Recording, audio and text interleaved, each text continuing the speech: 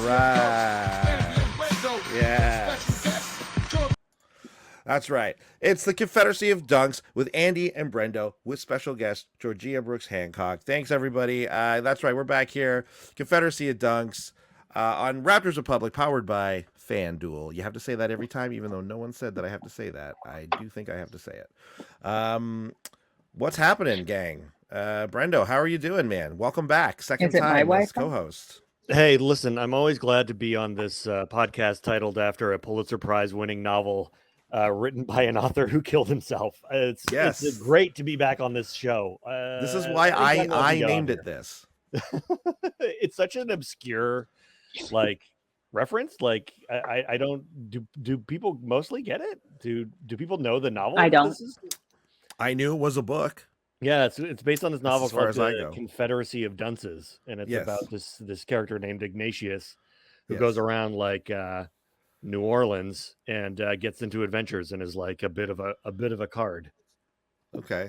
Okay, so am I allowed to talk yet? You're not, but guess what? You are. Okay. That's the laugh about it. Guys, Georgea Brooks-Hancock is here. Continuing our streak of Raptors fans who live in Los Angeles. Georgea is joining us today. Georgea, how are you? What do you got to say there, pal? Oh, I'm good. Thank you guys for asking. It's 10 a.m. here. I'm wearing a lot of makeup and you truly can't tell, but I'm happy to be here with you guys. To talk some hoops. Talk hoop, talk basketball stuff. I was going to say I Googled Confederacy of Dunks. I've listened to it before. I've been on it, but I still just wanted to Google it to see what aesthetically it looks like on YouTube. And it came up Confederacy of Dunces. And I was like, I guess that's how you spell dunks. And then that's why I got lost. Now it makes a lot more sense though. Confederacy of Dunces. Dunces. A couple Is that dinkies. what it's called? I was like, maybe they spell dunks differently for the podcast. No, it's a common mistake. People constantly think we're a literacy podcast, literary first, but no, we're here to talk Raptors. We're here to talk NBA. So let's get into it, guys. We said it last week. Brendan made a very salient point that it's tough to be a Raptors podcast right now. It's tough out here. It's tough out here. We're scratching and surviving. We're trying to find stuff to talk about. So in the spirit of that, we just watched our beloved Raptors get absolutely crushed by the New Orleans Pelicans just last night. It was a disheartening and I don't know if I'll say embarrassing loss, but there was quite a gap in the points. We don't need to go into it, but the shining gap in the points. Silver lining that came out of this game, I think, is Gradey Dick had his first good game, right? Hey, Dick. So many dunces, right? You get the dunce of the day, Gradey. So I guess we can revisit the topic that we were talking about at the beginning of the season, which is, guys, is Gradey Dick NBA ready? Brendo, what do you think? Oh, me first, eh? Okay, great. I don't know. Here's the truth. Who fucking knows? Somebody's going to put up stats on a bad team, and it seems like it was Gradey Dick's point, but it's first of all, I was in New Orleans last week and I was really dismayed that I was missing the Raptors by this much. And now I'm so thankful I was missing the Raptors by that much, because I would have worn a Raptors jersey. I would have sat in the audience, in the crowd. And I truly would have had fun, but it would have been really tough to stomach. I think we're just in the point now of the season where the storylines are going to be Jordan Nwora had 21 points last night. He good? Hey, this guy did this. Is he good? So I don't know. I am actually kind of bullish on Gradey Dick as a role player in the future, but not this season, and maybe not next season either. But yeah, promising. He had a really hard start to the season, and it's nice to see some resiliency from a young player who can be a really pretty high draft pick, go down to the G League. Have to work your way back and then do so and start contributing to a team that is in the bottom 5 of the league. Yeah, Georgea, what's your hot Gradey Dick take? Well, it goes back and forth. I'd say most days. But I was just listening to another podcast, not as good as this one, about the Obviously. Bulls, about the Bulls and like rebuilds of the past, and they were kind of talking about like draft picks that they took during this rebuild era and then like moved off of, and that's like Lowry Markkanen, who I think they drafted in top 13 or something, and Kobe White, and God forbid, I don't know the other players, but it made me be like, okay, these players do not hit in the first few years. Like, I am really practicing like some meditation and patience, and it's so much harder than I expected. But I'm choosing to believe in Grady Dick. I think we just have to put in some building time with him. Like, it's so frustrating to me that the only draft picks we have on the team right now since 2019 are Scotty, which was obviously a hit, and then Gradey. And so I'm choosing to go a different route than we've been going with our other draft picks. And I think obviously, what's the question? Is he NBA ready? I'd say he's Raptors ready. I don't know if that's an NBA team, but they are apparently. So I think he's Raptors ready, and that's all that matters because that's the team he's on. So let's go, Dick. Yeah. I think Georgea hit on like a really important point too, and that's she's very right when it's like this is hard. It's hard to be this patient because like I think for a season and a half we were all kind of like, yo, pick a direction. What is this team? Picks it like be great or be bad. And then they chose to be bad, and for a little bit it was like, oh my god, okay, great, we're choosing a direction. And now it's like, I hate the direction, I don't want to watch the direction. Tell me when the direction is tough. over. Yeah. I keep going and looking at like, thinking about after Tampa, once we got Scotty, a lot of people were like, y'all got to rebuild now, and we're like, no, we don't, we still got all these great players. And God, I just wish we had, because then we would be like OKC now or something. Maybe not, but like, you know what I mean? Remember how much OKC was a joke like just 2 years ago? Yeah. That could have been the Raptors a joke 2 years ago, and then we would have been here now. Like, I just wish we had done it sooner. But say, Livia, I guess you can't. And I'm sure everyone's saying this, but this is, I kept being like, I'm going to be here for a rebuild. It's really hard. Because we've been there. We rebuilt, or not even rebuilt. We just built, period, for like the first, 20 years of this franchise existing, right? So we've all experienced the lowest lows when it comes to, this team. We've been the expansion team, right? Obviously. So I think for those of us, especially who saw this team come from, Damon Stoudemire, past, Vince, Bosch era into the championship, it's like we don't want to leave being good. Like, we thought we were. No, don't make us go. It's like they're dragging us from being a good team in the league, and we think we're cool because whatever, man, we've seen it before. We can deal with it. We can deal with another 15 years of being shit, but we'll see. My cousin Michael is having a really tough time. Just in general, not basketball. We got working out. Yeah. Big Raptors fan. He's going through it. Because I think Toronto is such a hard place to be relevant in the first place. And I think that I know I certainly for the past however many, like since the championship, have been taking that relevancy for granted. Because even those post-championship teams were still like, except for the Tampa year, like, the year after that, we were, I don't know, what do we have, like second best record in the East or something like that? Like we were good. They had good teams. We were still relevant in the conversation. When you listen to the NBA preview podcasts, people were picking the Raptors. They were like, they might go fourth. They could be fourth or fifth, right? And now I think us being in any sort of conversation, national or otherwise, is not going to happen for a really long time. And I kind of miss it already. Yeah. And I mean, I felt like it was pretty fleeting even when we were up there, if we're talking about like, national relevancy as when it comes to the United States. Like, I think we had our year run up to the championship, and then I swear once Kawhi left, people were like, okay, it's over for them now. You know what I miss? Even though we still were the, great team. we were great. We had that. I miss arguing with like I feel like after Kawhi left, everyone was like, no, it was just because of Kawhi. And then like I would argue so hard, and I knew I was right. Now I can't do that.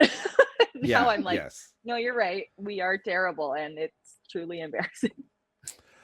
So speaking of being terrible and truly embarrassing, that means we're selling. We're constantly talking trades over here at Confederacy Dunks because that is one of the literal only things there is to talk about.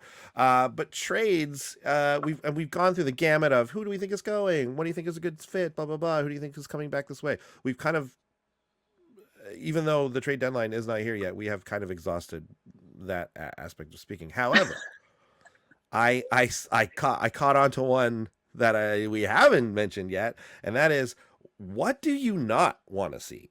What do you not want to see come back here? Right now, the Raptors are currently on the verge of having 3, I think it is, first-round picks in one of the worst draft years we've seen in a while, which is very Toronto Raptors of us. And a low second, too. And exactly, so like kind of 4, which is like... Oh God, because like I think when this started, we didn't have any, and people were like, "Well, the Raptors don't even have a first rounder." It's like, well, yeah, now we've got basically 4. What do you think of that? And everyone's like, "Oh God, why do we need? We don't need these." So obviously we don't want picks coming back for this coming draft, but maybe specifically like talking about somebody like Gary, like we know Gary's probably going to be dealt. I mean, not guaranteed, but like because you never know with Masai really, but like a player like that.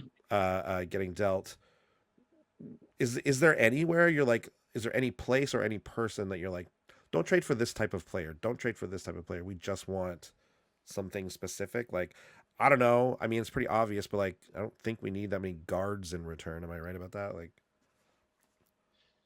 well, yeah, should have known this. What is Dennis Schroeder's contract like? Is it just 1 year, or no, he's got next year too at like, because I can't remember what he's at. He's under 20 though.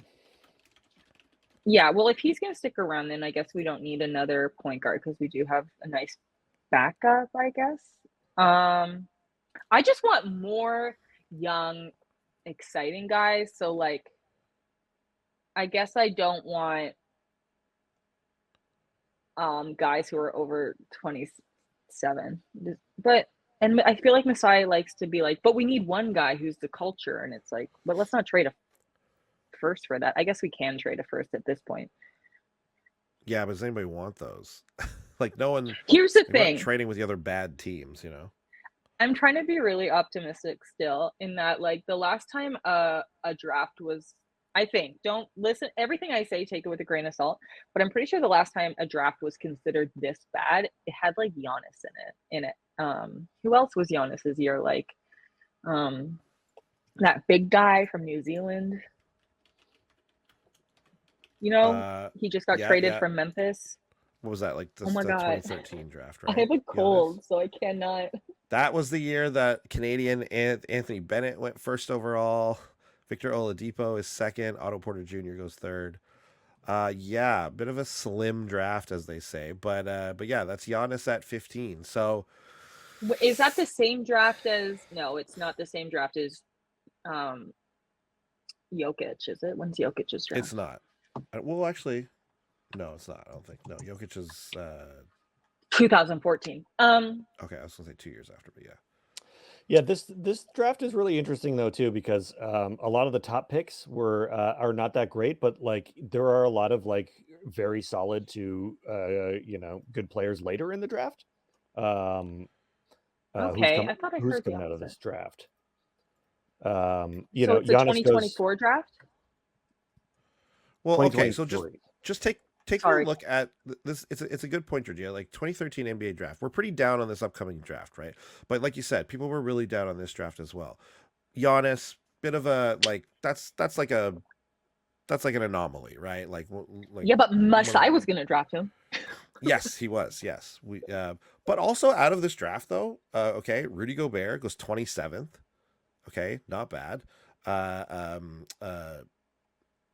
We got Kentavious Caldwell-Pope. He's selected 8th overall, right? Okay. You also got Steven Adams in there. right? That's who So I like meant. you got Schroeder's in this draft actually too. He goes 17th.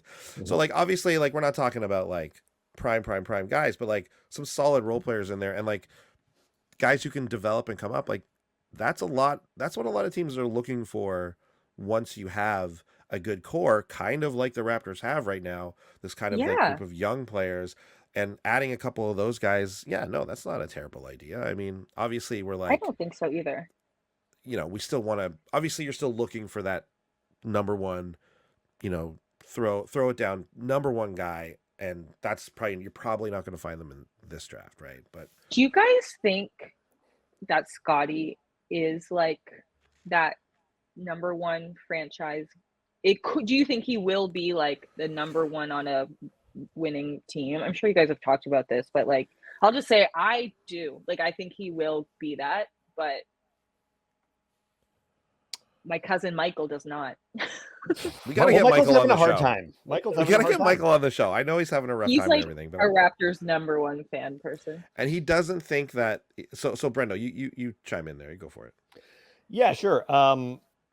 First to the drafting point, I think that some of these late picks, like we just did it, right? We just traded OG Anunoby for a bunch of like high upside guys who were maybe not considered the best in their draft class, right?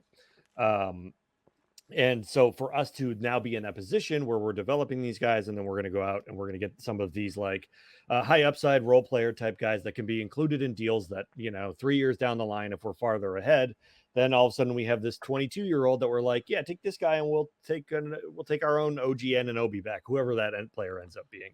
Right.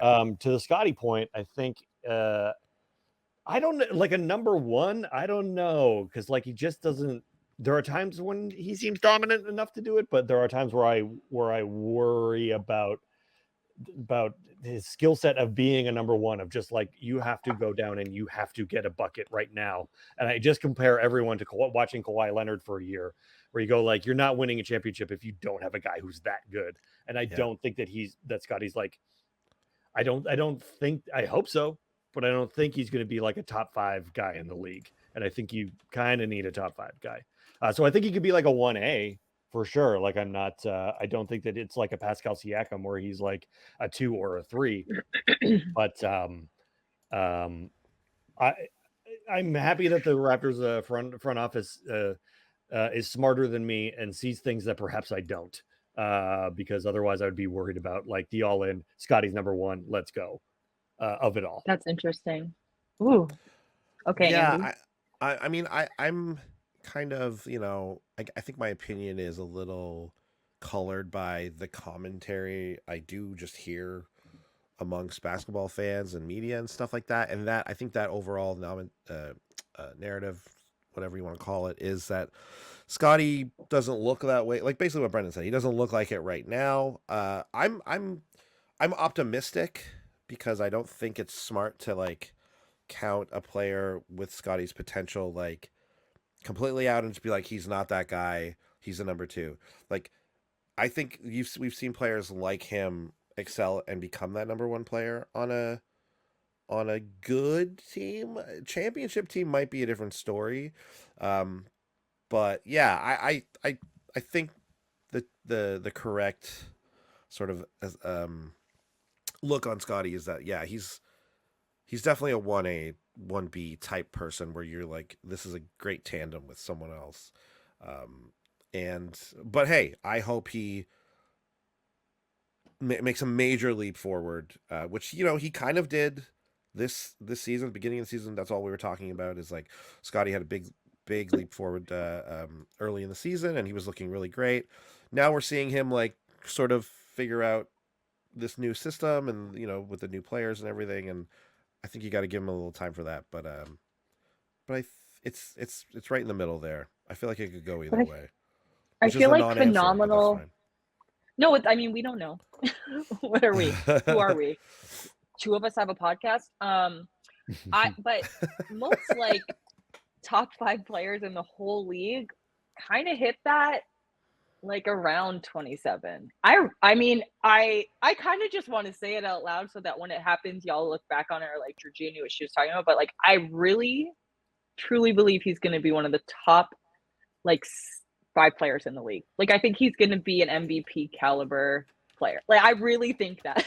But Andy, hit record. We don't want to miss this. We want to have this on tape. Yeah, you're right. I will start recording now. Start recording now. We want to have it. I really, yeah. Okay, is this any indication? Okay, I'm going to read to you some of the past rookies of the year, which of course Scotty Barnes won in 2022. Okay. I will tell you who else has won rookie of the year in the last little while. Okay. Yeah, but this isn't a list you necessarily need to be on. It's not, because not every great player has won rookie of the year. But we've got LaMelo Ball, John Morant, Luka Doncic, Ben Simmons, Malcolm Brogdon, which is notoriously it was a year where who was going to win rookie of the year. He won it, scoring 10 points a game or something. Karl Anthony Towns, Andrew Wiggins, Michael Carter Williams, Dame Lillard, Kyrie Irving, Blake Griffin, Tyreek Evans back to 2010. So, that's a better list than I thought. In my head, I was like, it's just Andrew Wiggins. So you've got guys like Dame and Luka and Kyrie who won their years, who are those really, really, top of the line guys. And then you've got your you've got your other guys. You've got a couple other guys in there. But everyone on that list, even say what you will about some of them, that's a high hit rate as far as career, the role they play on their teams and how much they contribute and stuff like that. So obviously we got a winner with Scotty either way. Did you say SGA one? I missed that. No. Okay. He did not. It was Karl Anthony Towns. There's so many players that you don't see it coming to. I think Scotty has that attitude. He's a little he's got that dog in him. I think he does. I think he just is. Wow. 22. Big prediction here from Georgea, saying Scotty Barnes. It's not even a question you asked. That dog in him. Huge statement coming out. Okay, let's I think we're all pretty happy about Scotty. We think he's got it in him. Is he going to be the number one on a championship team? That remains to be seen. But who was number one on a championship team for us? Our boy Kawhi Leonard. And recently, I saw some rumblings on NBA Twitter about whether or not Kawhi is a legit MVP candidate this season. Obviously, he's playing on a team that has just basically an all-star team. He's got a bunch of big money players, huge caliber guys. But first of all, can you win an MVP being on a team like that? That seems difficult to me. You've got to not only outshine the number 2 guy on your team, but you got to outshine 3 other number 1 guys. Do you know what I mean? So, but just to give you a little taste of why this is being brought up in 2024 so far. So just this calendar year, since the beginning of January, Kawhi is averaging 24 points a game, almost 6.8 rebounds, 4 assists, 3 steals and 3 blocks. And his team is 15-3. So, this guy is he's doing pretty good. And on a team like that, where everyone wants the ball, everyone's demanding the ball, how much is there to put towards Kawhi being the MVP, performing like this? Georgea, what do you think? I think he deserves it as much as anyone else, kind of. I think everything you're saying is really legitimate. He's on one of the best teams and there's a ton of great guys. And it's so frustrating because if you're on a bad team, you can't really win it. And if you're on a really good team, you can't really win it. So what are you supposed to do? I think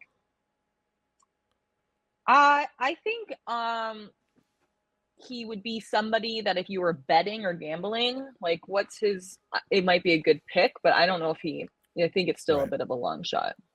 I'm going to find out what his thing is while you ask the next person. B-Note, what's up?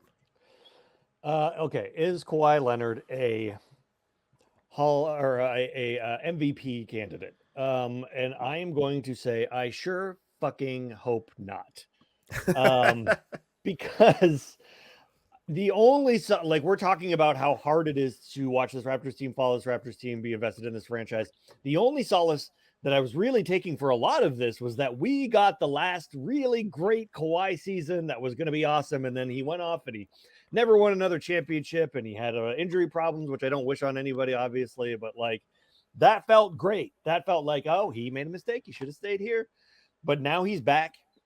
He's scoring. He's doing all of the Kawhi things that we watched for a whole year. He's playing games. I think he's only missed 4 games all season. I think he's played like 45 of their 49 games. Yeah. And this was the promise of what the Clippers were supposed to be. I was delighted in seeing the Clippers not be the promise of what the Clippers were supposed to be, and now they're doing it, and I'm feeling pretty bummed out about it. Does he deserve it? Sure. Yeah. Okay. Fine. I don't know. Give it to him. Does anyone care what I feel? Does anyone care about my feelings at all? Who do you think is the MVP? Scotty. You can't say it. You didn't say Darko. Everybody. Darko's the MVP. Yeah. So yeah, I mean, I don't know. I don't think so. I thought because... as much as I don't, Embiid makes me crazy, but I kind of think he's going to win MVP again. No, he's not. He's going to miss too many games. I know, but before the injury, before all this stuff. Also, the game thing is stupid. I think the game thing is very stupid. Yeah, I don't think it's going to be there next year, but this year. Yeah. I mean, usually, I think that thing was that was an informal thing before, anyways. Like if you were that good, but you only played in 40 games, I don't think you're really ever going to win MVP, anyways. But so yeah, whatever. Yeah, I mean, I think there's just better individual performances on teams that are also good to choose from. So I don't think Kawhi is actually a legit shot at winning it. He's at plus 7,500. He's having a great season, but there's a lot of guys having a great season. This is a crazy year. This is an absolutely insane year for offense. And, I mean, obviously there's something to be said for Kawhi's defense as well, obviously. But anyways, moving on. All-Star weekend's coming up, guys. It's the NBA All-Star game. And obviously, there's exciting stuff happening surrounding the All-Star game. We'll talk about the actual game in a sec. But, okay, here's my question to you guys. What's the bigger event at All-Star Weekend? Is it Jaylen Brown in the dunk competition? For the first time in 2017, an actual All-Star will be competing in the dunk competition? Or is it Steph Curry versus Sabrina Ionescu for the three-point competition? Of course, if you're not familiar with it, Steph Curry obviously is very good. But Sabrina Ionescu from the WNBA has the record for most shots hit in three-point competition. I think she hit 31, or she had 31 points or whatever it is the record, all-time record. Very impressive. I watched the video of them both doing like their best performances at the three-point shot, and it's very, very cool. I've always been a bigger fan of the three-point shot over the dunk competition. Don't get me wrong, I love the dunk competition as well, but there's something about the three-point shot where it's like legitimately like it's a true contest. It's not about style, even though again I do love the style thing, but just the threes are so good. So what is it for you guys? What's more exciting for you, Georgea?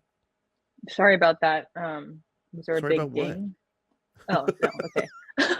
My phone went off and it went ding so loud, and I was like, I ruined the podcast. Okay, you did. It's canceled. Okay, sorry about this too. Well. I think if Jaylen Brown actually, because it's not confirmed yet, right? No, it's not. You're right. It's not. But I think if he does it, I don't know. I think so, because then I think maybe more people will follow suit, and then the dunk contest might become a bigger deal. But if it's just Jaylen Brown and Mac McClung, then I would say the three-point contest is big. That's big. Right. It's exciting. Okay. A woman?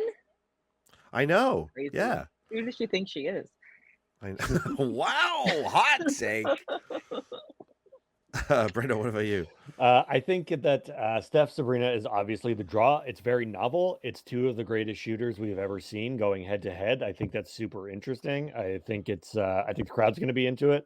And it's a way that like spices up the All-Star game without it feeling gimmicky, right? Yeah. Which I think is a lot like a real struggle for All-Star games in general, is like, how do we make this more interesting and exciting for the fans, but not, be putting a dunk tank at mid court or something.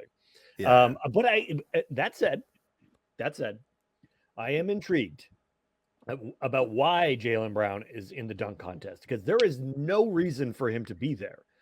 So it always makes me wonder when you hear, oh, somebody's doing something that there's really no reason for them to do at this stage in their career. They have nothing to prove. This is usually a spot for a young and up and coming basketball player who's trying to have a moment. I'm just like, does Jaylen Brown have like one of the sickest dunks anyone's ever seen, just like in his bag? And he's going to pull it out and he's like, before I retire, I got to show people this dunk in person at the dunk contest. I'm going in to do this thing. Because like, otherwise, why would you do it? Like, we don't even really think of Jaylen Brown as like a dunker in the Vince Carter sense of it, right? So I think Sabrina Steph is the bigger deal, but I've become very intrigued as the why of it, the why of Jaylen Brown. That's a good point.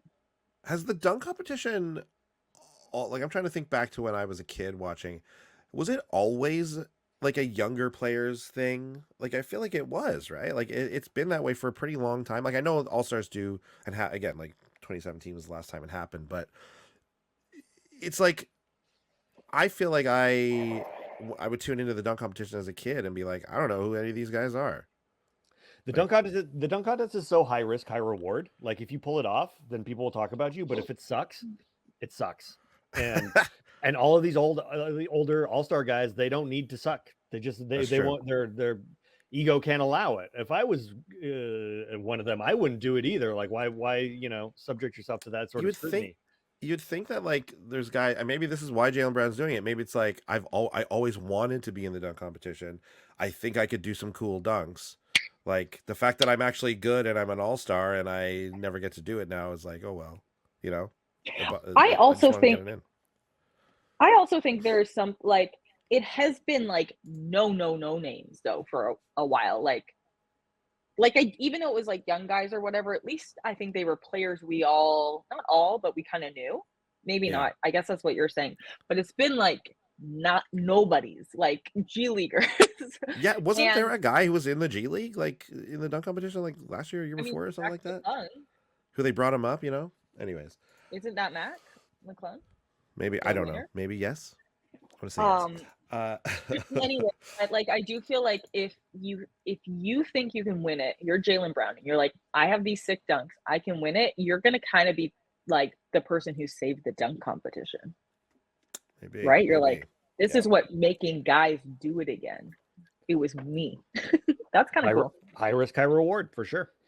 The NHL All-Star Weekend was just here in Toronto, as we're all aware of, because they kept saying it everywhere. And I watched it for the first time in a long time. I plan on watching the NBA All-Star Game this year as well, even though I haven't cared about an All-Star Game since I was 10 years old. But here's a quick question that we only need to spend 2 minutes on. What can you do to fix All-Star games? No, it's what would make you care about an All-Star game? What could they possibly do? One thing. I know this is the question that gets brought up every single time there's an All-Star game, but like, now we're here. We've seen so many things happen. We've seen so many weird gimmicks. We've seen so many things. What is there anything? No. Feel free to answer the question if you have anything. Yeah. Go ahead. No, there isn't. In All-Star games, the draw is that it's best on best.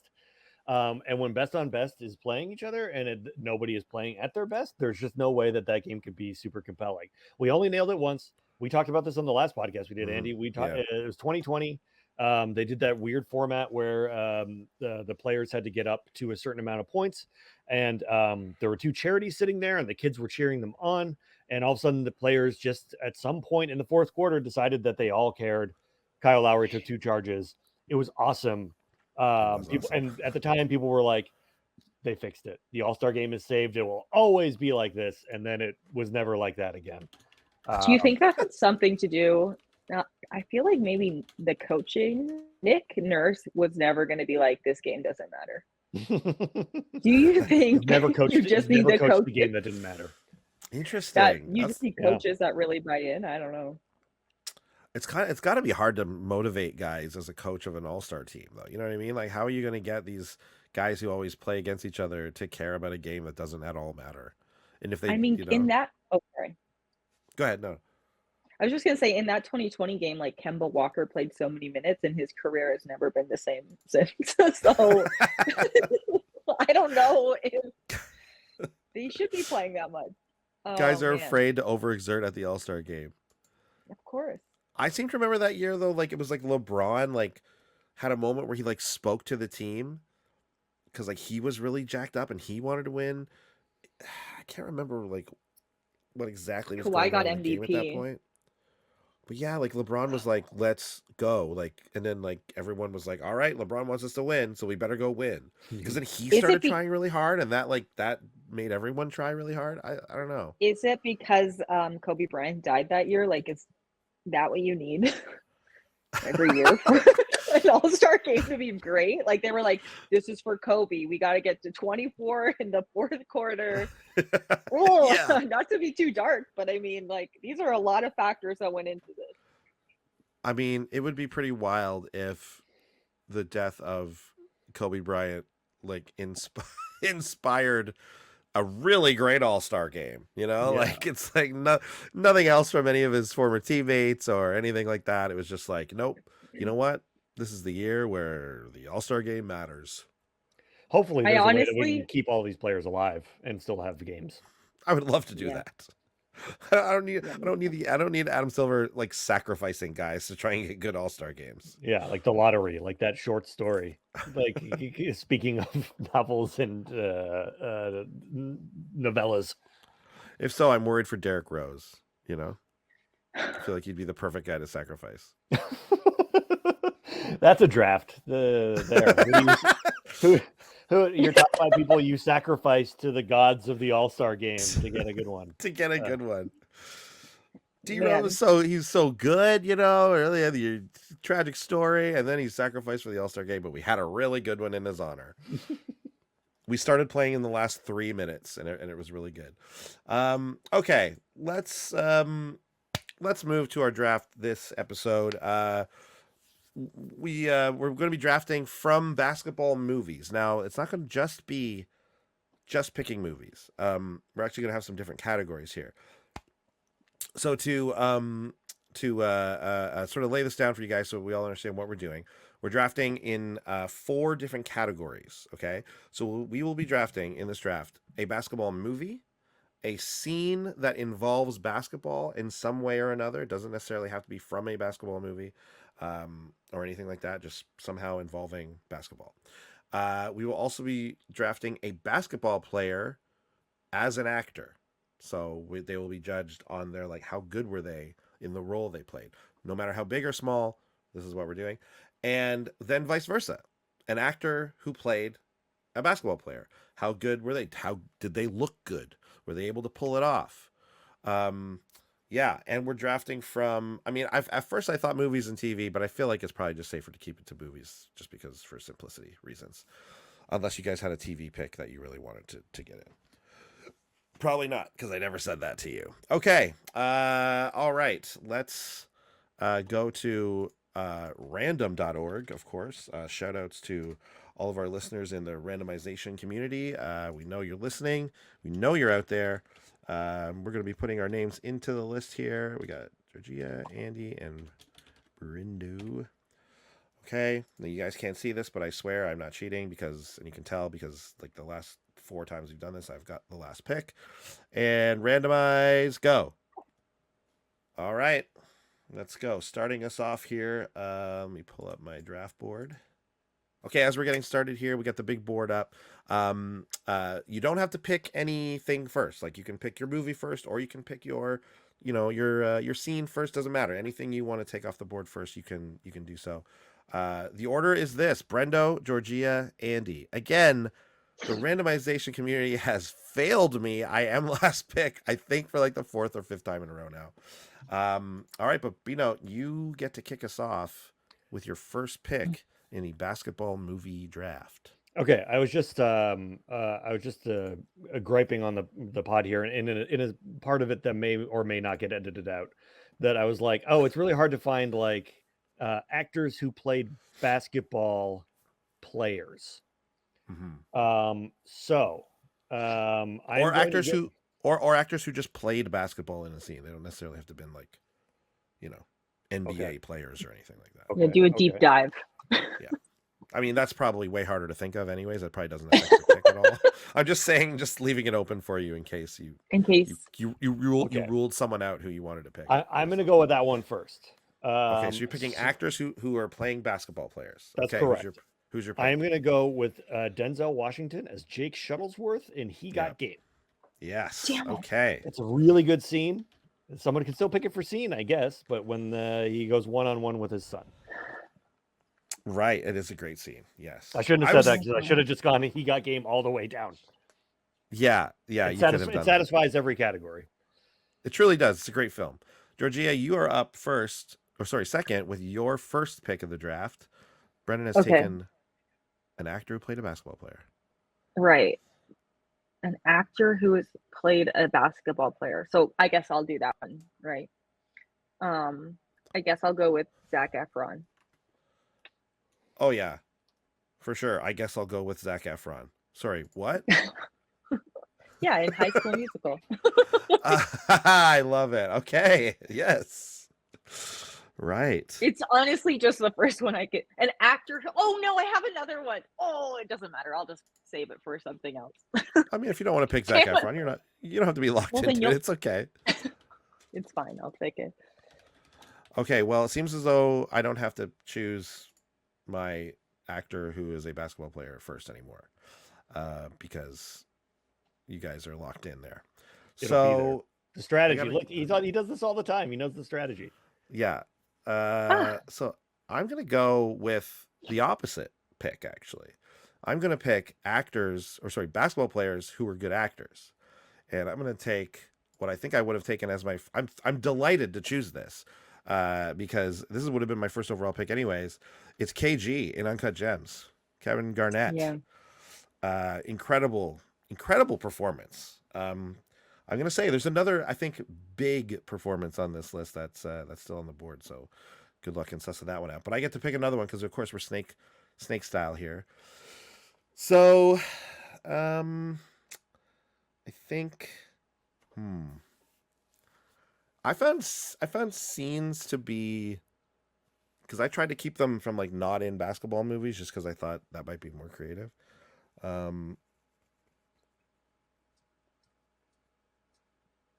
No, okay. I'm just gonna take overall movie. I think that's probably good. I'm gonna take White Man Can't Jump.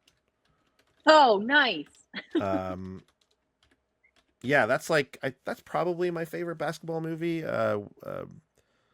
Yeah, you're gonna see more picks from this from me, but spoiler alert. Great movie, so funny, and like the basketball in it is really good.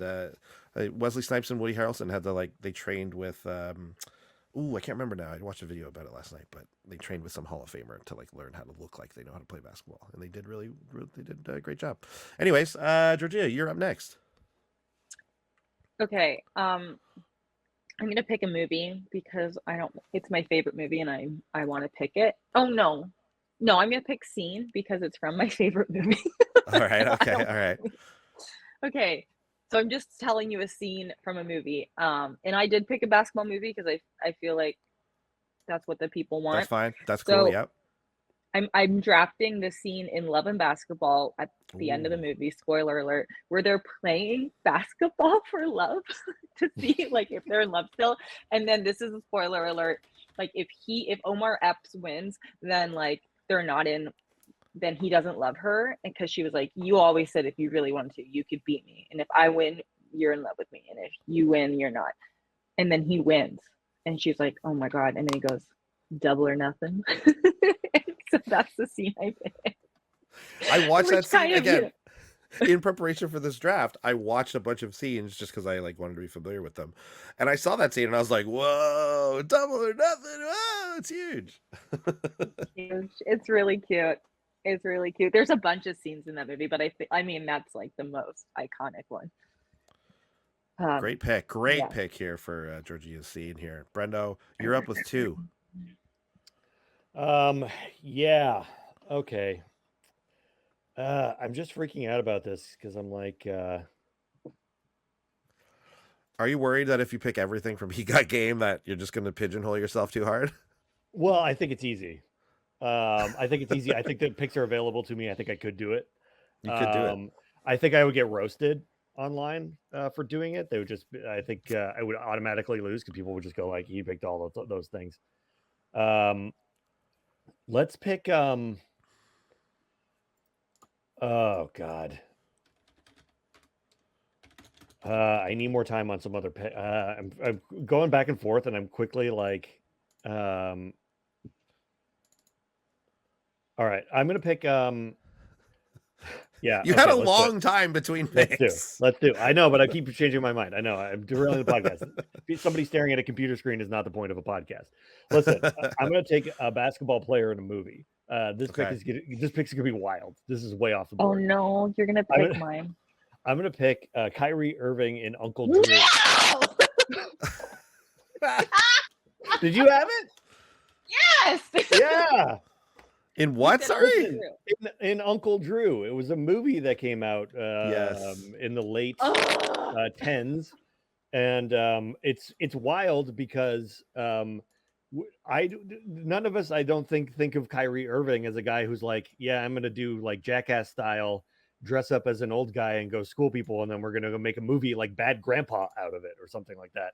But they did. That's what happened, and I think it deserves to be on this list because it is so completely against anything that we would think that we knew about Kyrie Irving. Wasn't sorry, Georgea. Sorry. Wasn't that based on like some like commercials or something? Yeah. Right. Okay. Yeah. And we all know that's the best way to make a movie. 100%. But it worked for Ted Lasso. Ted Lasso was commercials, and then all just of a sudden it was a huge TV show. Yeah. Just ask Ernest. What? All the Ernest is a character based off of a commercial. Like he did that character on a commercial and then they turned it into a movie. Guys, this is why you tune into Confederacy Dunks for the Ernest history. Brendo, you're up with another pick. You got Kyrie and Uncle Drew. You've got Denzel from He Got Game. Okay, I'm gonna pick a scene. And I'm just gonna pick it because I recently watched it. Hang on. Edit this part out. Give me 2 seconds. No way. Oh my God, man. This is so hard now that Uncle Drew's taken. Uncle Drew is taken. You're left with the dregs. Ooh. Okay, I'm gonna pick a movie scene. I'm gonna pick the scene from the movie Air, which is about. I'm gonna pick Viola Davis saying a shoe is just a shoe until my son steps into it. Viola Davis is the best part of that movie. It's a good movie. It's breezy, you know. A shoe is just a shoe until my son steps into it. Amazing. So, let's go, Viola Davis, number one from Air. Yeah, from Air, the recent movie, Ben Affleck, Matt Damon basketball movie Air. Yes, yeah. I saw it pop up on some basketball lists, and it seemed to be controversial that it was on them because I don't think there's any basketball in it, like for real. Yeah, I haven't seen it. So. They don't show you Michael Jordan either. They do this thing where they just he's always there, but you just see his shoulder, and it's like they made an active choice to not have anybody play Michael Jordan or Michael Jordan in the movie. Did that pay off? I bet on IMDb that actor gets credited. Well, you know, he for sure does. And you know what? The story of Michael Jordan is really about the white people who made the shoe. So exactly. If we're being honest, the ones who chose him. Yeah. Ooh. All right, Georgea, you are up. You have a movie and basketball player as actor left. Okay, if I do a movie, does it have to be? This is giving it away. Does it have to be fiction? Can it be a documentary? No, it could be a doc. All right, I'm picking The Last Dance. Last Dance. I know it's not exciting, but it was really great. Wait, that's not a movie. Oh, right, you're right. That's the Netflix show. It is a documentary series, yeah. Oh, you shouldn't have said anything though, because I was like, good pick. I know, me too. I was like, awesome. Loved it too. I loved all 8 hours of that movie. I was just thinking, I was like, it really got me through the pandemic, and then I was like, oh, because it was a TV show. Yeah, it's a TV show. There's another very famous basketball documentary, like highly rated amongst basketball movies. Well, I doubt I've seen it. Okay, so I also have basketball players as actor. Basketball player as actor, yeah. Sorry, I guess. Okay, well, this is also not like exciting, but I just thought this person was really exceptional, and you did specify no joke pick, so I am gonna take Anthony Edwards in Hustle. Hustle. I really liked Oh, Hustle. wow. I know Right people on, don't. okay. He was so good in the match. All right, okay, there it is. Wow, that's a That's a good dark one. horse pick right there. Oh, I haven't seen it, but I've heard good things. All right, back to me now. But for my last two picks of the draft, which is going to be scene and actor as basketball player. And no problem. I'm happy I get to take my top in everything here because you guys have made such wildly weirdo picks. So for me, it's going to be, I'm double dipping into White Man Can't Jump. It's going to be Wesley Snipes in that one.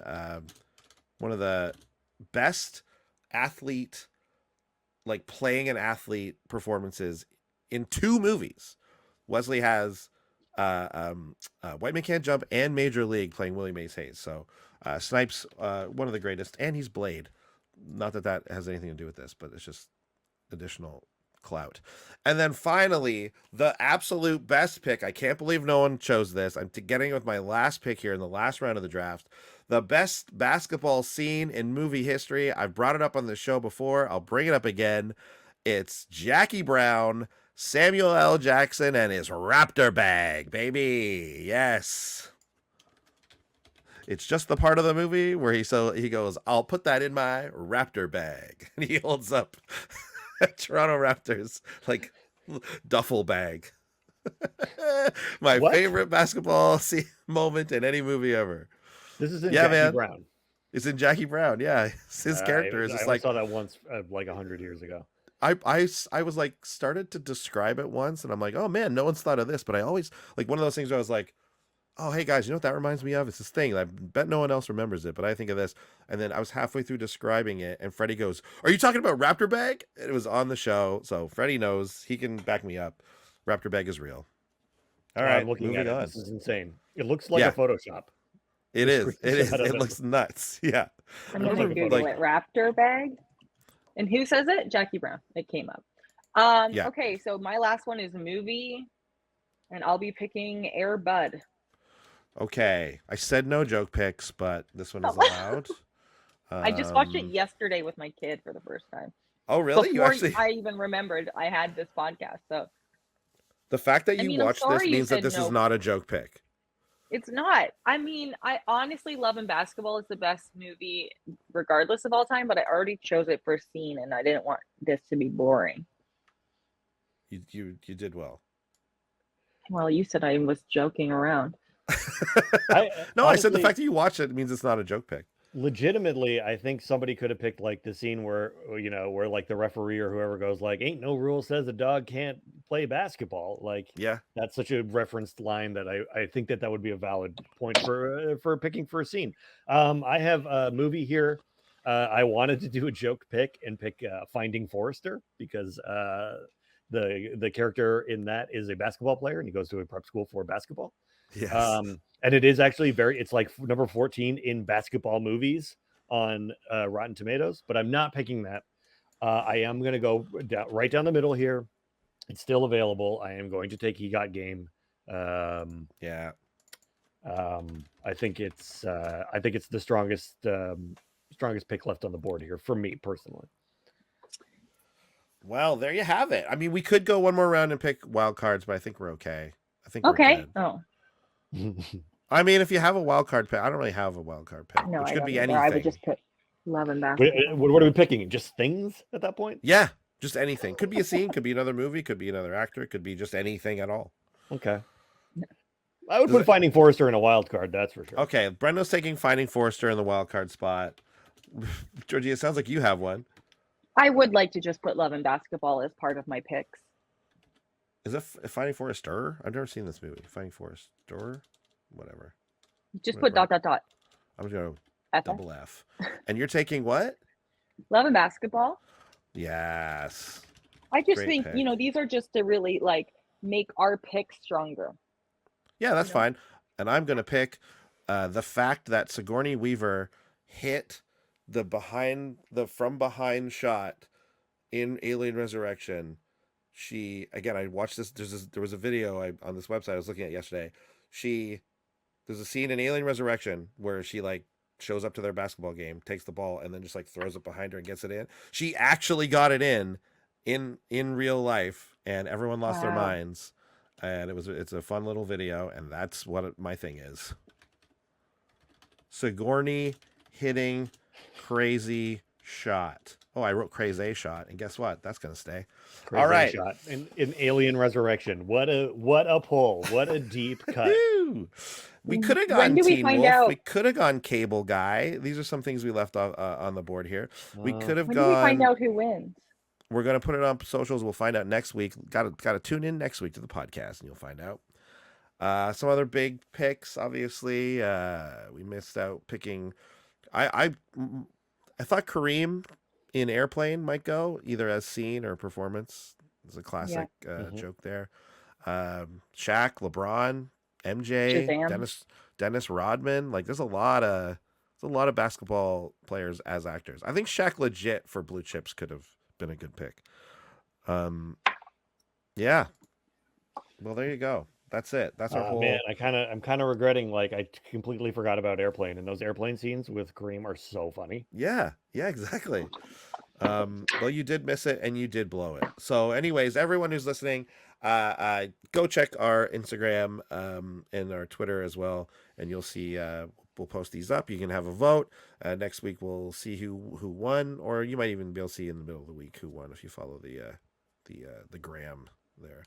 Okay, well that's it for us. I want to say thanks to our even though she just got here, there you go. Thanks to our guest Georgea. Thank you so much for coming on the show.